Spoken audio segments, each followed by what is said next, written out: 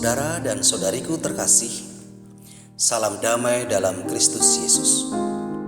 Hari ini, Selasa 12 Januari 2021, kita akan merenungkan sabda Tuhan bersama saya, Andreas Rasidi, dari stasi Santo Yohanes Maria Vianney, Paroki Santo Stefanus, Keuskupan Surabaya. Dalam nama Bapa dan Putra dan Roh Kudus. Amin. Marilah kita berdoa. Allah Bapa yang Maha Bijaksana, terima kasih untuk penyertaan yang Dikau berikan kepada kami. Semoga dengan teladan kasih dan kuasa-Mu, kami Kau mampukan untuk terus belajar rendah hati dan bijak, serta berani menjawabi panggilan-Mu untuk menjadi berkat bagi sesama kami. Demi Yesus Kristus, Tuhan dan Juru Selamat kami. Amin. Tuhan beserta kita, sekarang dan selama-lamanya. Bacaan diambil dari Injil Markus. Dimuliakanlah Tuhan. Markus 1 ayat 21 hingga 28. Setelah hari Sabat mulai, Yesus segera masuk ke dalam rumah ibadat dan mengajar.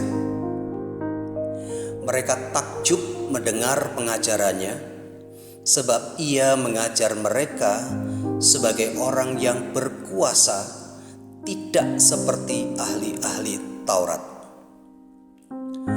Pada waktu itu, di dalam rumah ibadat itu, ada seorang yang kerasukan roh jahat.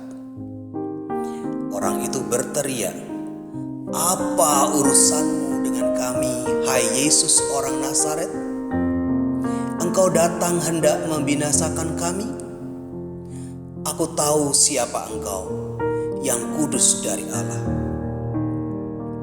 Tetapi Yesus menghardiknya, katanya, "Diam, keluarlah daripadanya." Roh jahat itu menggoncang-goncang orang itu, dan sambil menjerit dengan suara nyaring, ia keluar daripadanya. Mereka semua takjub, sehingga mereka memperbincangkannya. Katanya, "Apa ini? Suatu ajaran baru. Ia berkata-kata dengan kuasa. Roh-roh jahat pun diperintahkannya, dan mereka taat kepadanya." Lalu tersebarlah dengan cepat kabar tentang dia ke segala penjuru di seluruh Galilea. Demikianlah Injil Tuhan. Terpujilah Kristus. Saudara-saudariku yang terkasih, kekaguman terhadap kehebatan seseorang adalah suatu hal yang baik. Namun, kekaguman tanpa disertai dengan tindakan tidak akan berarti apa-apa. Kita mungkin memiliki orang-orang tertentu yang kita kagumi atau kita idolakan. Kita kagum mungkin karena ketenarannya, karena kehebatannya, kebaikannya, atau karena hal lainnya. Dan karena rasa kagum yang begitu besar itu, tidak jarang kita ingin mempunyai kesempatan untuk mengenal dia lebih dalam dan mengikuti cara hidupnya. Namun tidak demikian halnya dengan orang-orang yang di Kapernaum. Injil hari ini jelas menyebutkan 2 kali mereka takjub dan memiliki kekaguman. Pertama, mereka takjub dan terpesona ketika mendengar pengajaran Yesus yang penuh kuasa dan tidak seperti para ahli Taurat.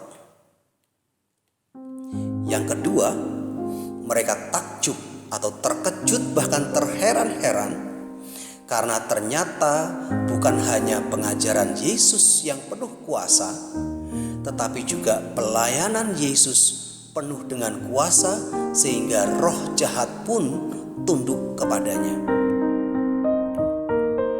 Akan tetapi ketakjuban mereka hanyalah sebatas kagum dan rasa heran.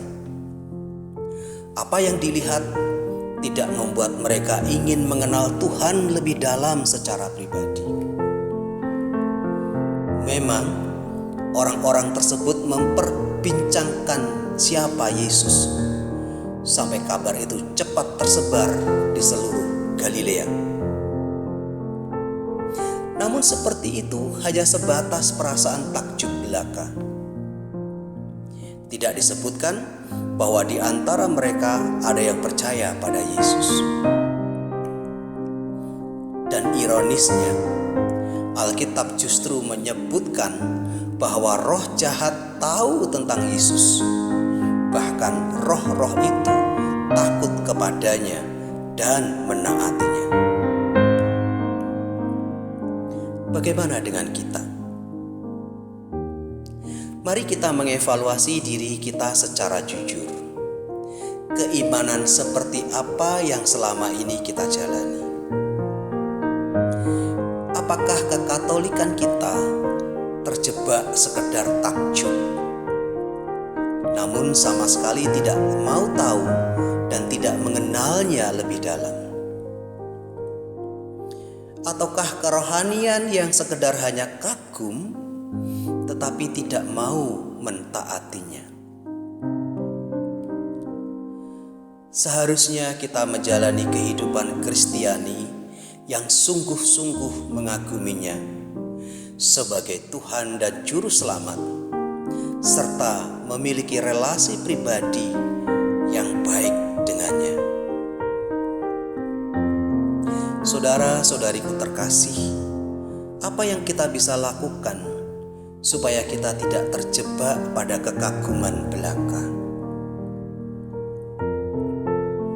Marilah kita hidup di dalam Tuhan, bukan hanya mengaguminya saja, tetapi juga mengenal dan mentaati setiap firman-Nya.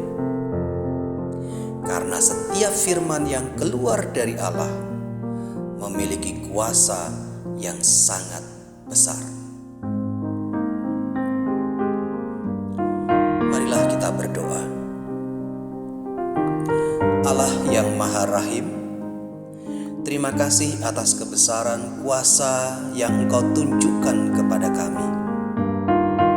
Ajarilah kami untuk tidak hanya sekedar mengagumi kedahsyatan dan kekuasaan yang Engkau miliki, melainkan mampukan kami untuk merenungkan setiap sabda-Mu dan berikan keberanian kepada setiap kami untuk menjalankan sabda-Mu itu dalam kehidupan kami sehari-hari, sehingga kami dapat menyenangkan hati-Mu.